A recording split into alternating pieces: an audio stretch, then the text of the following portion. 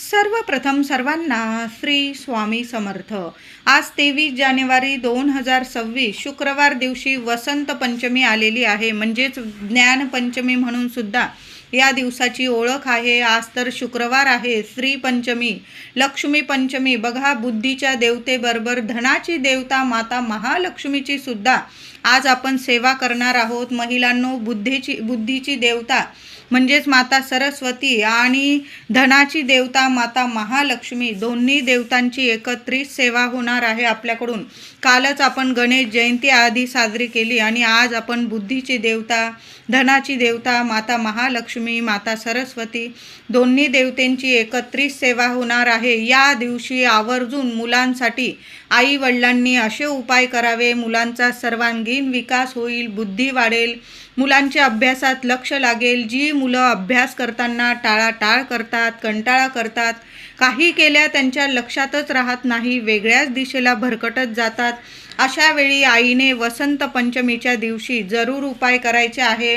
मुलं अभ्यासात हुशार होतील, शिक्षणात हुशार होतील, प्रत्येक परीक्षेत ते उत्तीर्ण होतील, त्यांची एकाग्रता वाढेल, बुद्धीची एकाग्रता वाढेल। म्हणून वसंत पंचमी माता सरस्वती, विद्येची, ज्ञानाची देवी ब्रह्मांच्या मुखातून प्रकट झाली असे म्हणतात। म्हणून याच दिवशी माता सरस्वतीचा सुद्धा जन्मदिवस आहे, म्हणून माता सरस्वतीची पूजा अवश्य करायची आहे। मुलांना आवर्जून या दिवशी पिवळ्या रंगाचे कपडे घाला। महिलांनो, सकाळी सेवा केलेली असेल तर अतिशय उत्तम, राहून गेली असेल संध्याकाळी सेवा केली तरीही चालेल। जवळ गणेशाचं मंडळ असेल किंवा गणपती बाप्पांचं मंदिर असेल किंवा देवघरात तर गणेशाची मूर्ती, आधी गणपती बाप्पांना हळदी कुंकू, फुलं, अक्षता, दुर्वा अर्पण करा।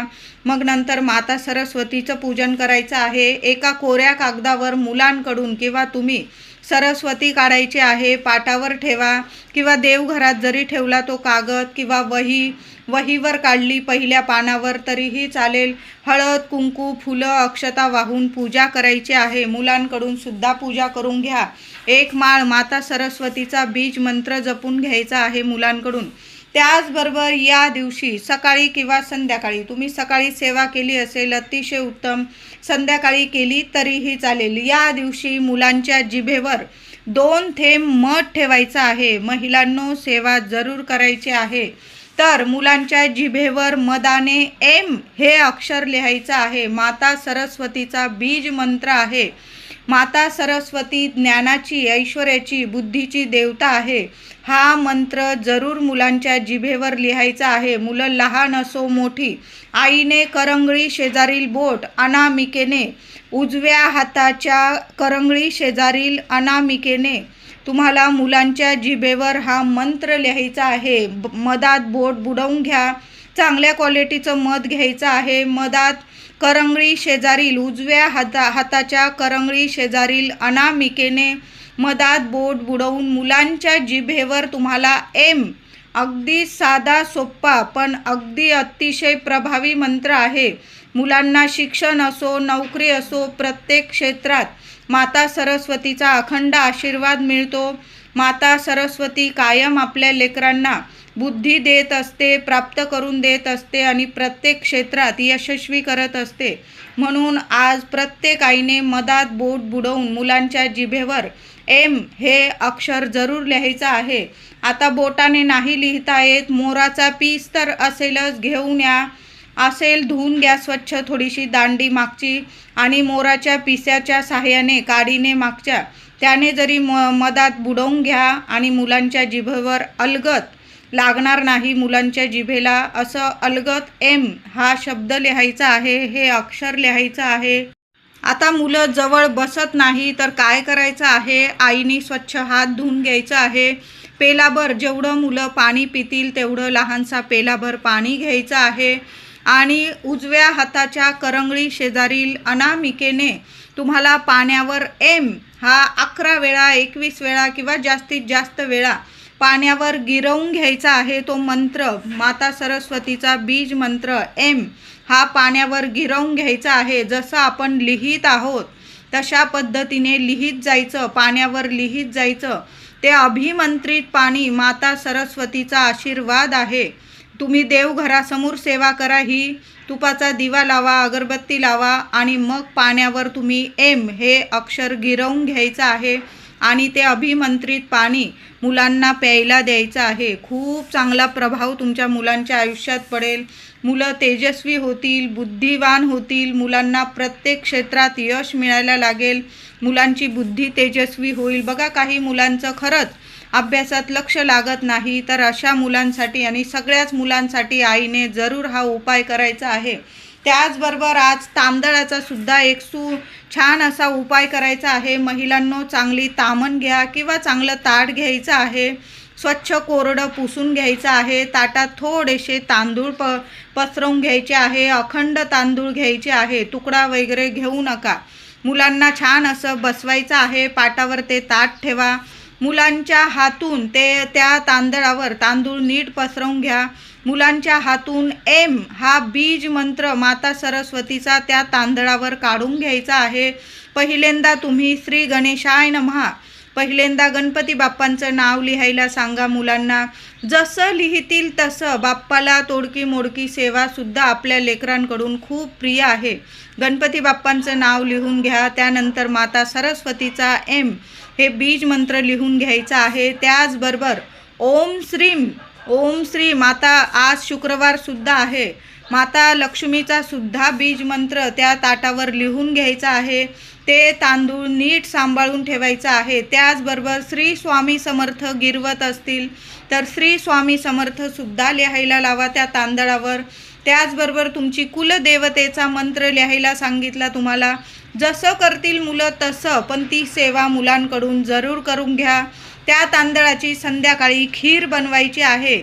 आधी देवघरात देवांना नैवेद्य दाखवा आणि मग मुलांना तो नैवेद्य प्रसाद म्हणून खायला द्यायचा आहे. बघा, तुमच्या घरात इतके सुवर्ण, इतके शुभ कामं घडायला लागतील. मुलांची प्रत्येक कामात तुम्हाला यश मिळायला लागेल. मुलांची कामं रखडलेली असेल, मग शिक्षण असो, नोकरी असो, आजच्या आज तुमच्या मुलांची कामं व्हायला लागतील. मुलांना सुवर्ण संधी चालून येतील. मुलं मोठी असतील, लहान असतील, मुलांकडून ही तांदळाची सुद्धा सेवा आवर्जून करून घ्या. त्या तांदळाची नंतर खीर करा. माता लक्ष्मीला तुमच्या देवघरात देवी देवतांना नैवेद्य दाखवा आणि तुम्ही नंतर तो प्रसाद म्हणून खायचा आहे. लहान लेकरं असतील, खात असतील, त्यांनासुद्धा तो प्रसाद वाटू शकता. खूप छान ही सेवा आहे. या सेवेमुळे तुमच्या मुलांचा बौद्धिक विकास होईल. माता सरस्वती कायम तुमच्या मुलांच्या मुखी बसून राहील. कायम माता सरस्वतीचा अखंड आशीर्वाद मुलांना मिळत राहील. खूप छान मुलांची प्रगती होईल. या दिवशी शुक्रवारसुद्धा आलेला आहे. माता लक्ष्मीची सुद्धा सेवा करायची आहे. महिलांनो, संध्याकाळी झालंच तर 16 वेळा महालक्ष्मी अष्टकाचा पाठ करायचा आहे. तुम्हाला माता लक्ष्मीला 11 लवंग अर्पण करायचे आहे. उजव्या हातात लवंग घ्या. 16 वेळा महालक्ष्मी अष्टकाचा पाठ बोला. 16 वेळा नाही झाला, 8 वेळा बोला. 8 वेळा नाही झाला तर 1 वेळा तर बोलू शकता.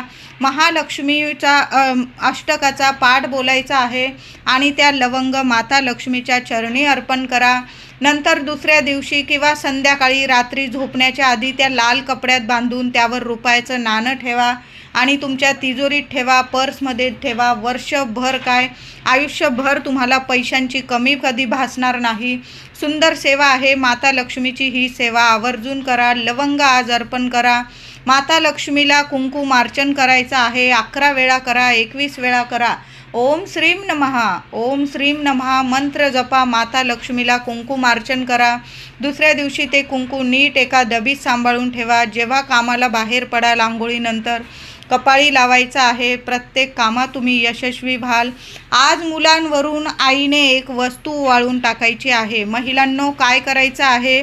मीठ मोहरी घ्यायची आहे. थोडीशी काळी मोहरी घ्यायची आहे. जी जेवणात तडका देतो आपण, फोडणी देतो, ती मोहरी घ्यायची आहे. थोडंसं खडं मीठ घ्यायचं आहे. खडं मीठ नसेल, साधं मीठ घ्यायचं आहे.